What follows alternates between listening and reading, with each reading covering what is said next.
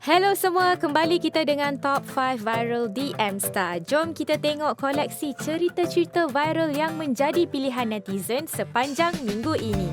Menduduki tangga kelima, tular kisah wanita terbang ala Superman di sebelah tingkap kereta yang dipandu suaminya sambil mengibarkan jalur gemilang. Menurut Haryati Ahmad, idea video berkenaan muncul secara spontan selepas terlihat satu iklan pertandingan sempena kemerdekaan anjuran Jabatan Penerangan Malaysia. Video yang berdurasi 15 saat itu mengambil masa 15 minit untuk dirakam dengan bantuan 5 orang anaknya. Semua ada peranan masing-masing, yang sulung jadi videografer dan adik-adik yang lain uruskan prop seperti pokok, bendera dan lain-lain.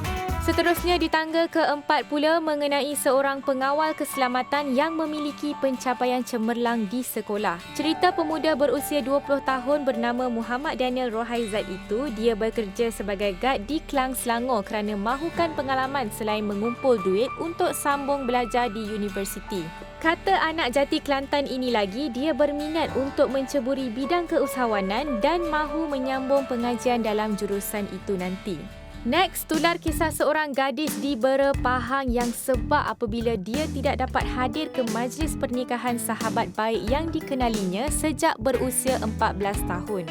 Menurut Nur Ain Eliana Shuib, dia menjalani kuarantin kendiri di rumah gara-gara menjadi kontak rapat pesakit COVID-19. Namun, air matanya tumpah apabila pengantin baharu Siti Nadira Abdul Rahman datang ke rumah sewanya untuk menghantar makanan selepas tamat majlis pernikahan. Aduhai, sabar ya. Top 2 carta viral pula ialah detik cemas yang dilalui oleh seorang wanita apabila tapak kasut boot yang dipakainya tiba-tiba terkopak di pusat pemberian vaksin PPV.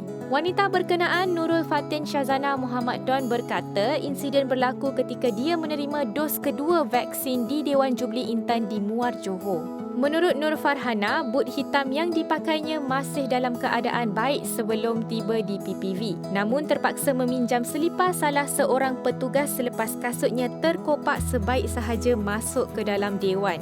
Tapi kan, selain cerita tentang tapak kasut terkopak, wajah kacak peminjam selipar kepada Fatin turut menjadi perhatian netizen. Kisah yang paling mendapat perhatian minggu ini ialah mengenai seorang kanak-kanak lelaki dihadiahkan sebiji kek hari jadi yang dihiasi dengan replika van jenazah. Menurut ibu kanak-kanak berkenaan, Norliana Adnan berkata anak sulungnya Muhammad Farish Rizki Muhammad Rashidi itu sangat suka dengan permainan kereta. Menurut Norliana, sebenarnya permintaan replika van jenazah itu ada kaitan dengan pemergian datuk, nenek dan ibu saudaranya.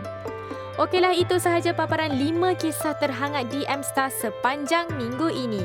Kalau korang ada apa-apa info yang nak dikongsi, joinlah grup Telegram M-Star Roger. Cari je kat Telegram, type M-Star Roger, R-O-J-E-R sekarang.